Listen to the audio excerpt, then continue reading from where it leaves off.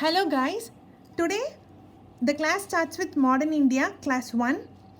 Modern India usually it starts from the death of Aurangzeb and ends during the death of Gandhiji. Both starts and ends in death. From 1707 to 1948, this is the timeline for Modern India.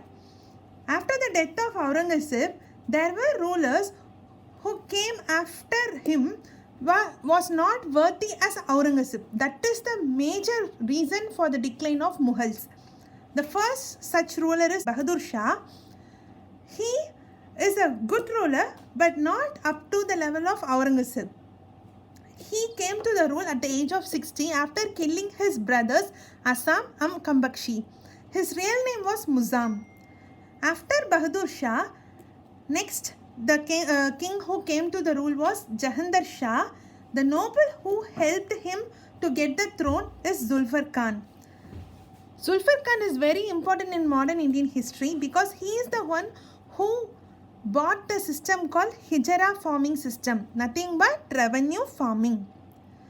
So, with the help of Zulfar Khan, Jahandar Shah came to the rule, and following him, Farrukh Siyar. He was also helped by the nobles called Sayyid brothers. Here you have to note down that from Jahandar Shah only, nobles have started the vital play in the kingdom. Sayyid brothers, who is Hassan Ali and Hussain Ali, they helped Farrukh Siyar to get the throne and treated him merely as a puppet. So, after getting the kingdom, Farrukh Siyar was not happy about being as a king. So, he started conflict against this brothers, Sayyid brothers. Sayyid brothers divided administration into two, finance and military, and they both only took care of the governance, not Farrukh Siyar. Once the Farrukh Siyar started fighting against these brothers, they killed him and made Muhammad Shah as the next king.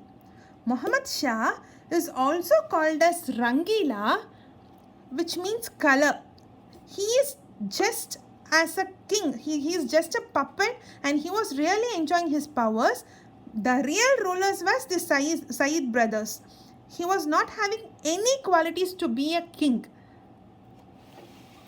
During those times, there were four nobility, important nobility.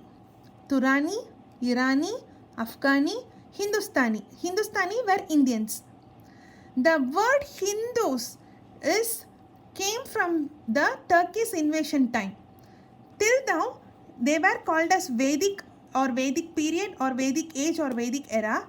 But after Turkish invaders only, the word Hindu came. They call the people who are living in the river banks of India is called as Hindustani, who are Hindus, referred as Hindus. The land where they lived is called Hindustan. So the name was derived by Turkish invaders. The major threat Mughals faced during this time was self-autonomy. During the War of Succession among the kings and nobles, there was started the self-autonomy. The kings who were under the Mughal Empire, they declared themselves as an autonomous provinces but under the cover of Mughal Empire, which means to outside world they are under the Mughal Empire, but really they are autonomous. They make own decisions, they govern in their own way. They will not give any powers to Mughal Empire, but they will govern under the cover of Mughal Empire, which means Mughal Empire just a label for them. Such provinces are Nawab of Bengal, Nawab of Awadh, Nizam of Hyderabad. These three provinces were considered as very richest among all. So it was a major threat to them. Next one is rise of Marathas. Rise of Marathas is mainly due to the Aurangzeb, because after Aurangzeb came as a king, he supported more Muslims rather than Hindus. So Hindus started feeling like insecure. So to support Hindus and protect Hinduism, Chhatrapati Shivaji started conflict between Aurangzeb. So there was always a fight between Chhatrapati Shivaji and Marathas. Chhatrapati Shivaji and Mughal Empire, Aurangzeb. So his followers and believers were started the kingdom that leads to the rise of Marathas. About this Marathas we will see subsequently. Next, the threat to the Mughal were foreign invasions, especially Persians and Afghans. So let us see what are the causes of decline of Mughal empires.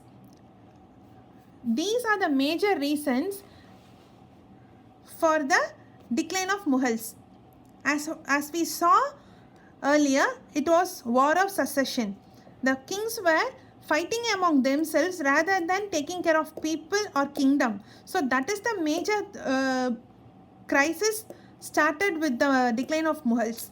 Next, power of economy. Since the kingdom was not taken care, economy was not proper during those times. So it was another threat to the Mughal decline. Then problem of nobility. Nobles were started governing the kingdom in the name of kings, and kings were fighting for their own powers. So it was the fight between nobles and kings. The kingdoms was left out. Next, problems of Rajputs. Since Aurangzeb started supporting Muslims, Hindus were feeling insecure. So Rajputs started conflicting against Mughals. So Rajputs rose as an enemy. So it was another major threat. And problem of 6. Here Jahangir, he killed Guru Arjan Dev, belongs to Sikh community, for supporting Kashmiri Brahmins who was working against Mughals. So for supporting them, he killed Guru Arjan Dev. So by killing Guru Arjan Dev, Sikhs were started being against Mughals. So this was another problem. And problem of Marathas, as I have told you before, and foreign invasions. So this is how the Mughal Empire started falling off, and the another kingdoms were taking the place of Mughals slowly. So let's see that in next class. And if you like the video, please like, share and subscribe. Thank you.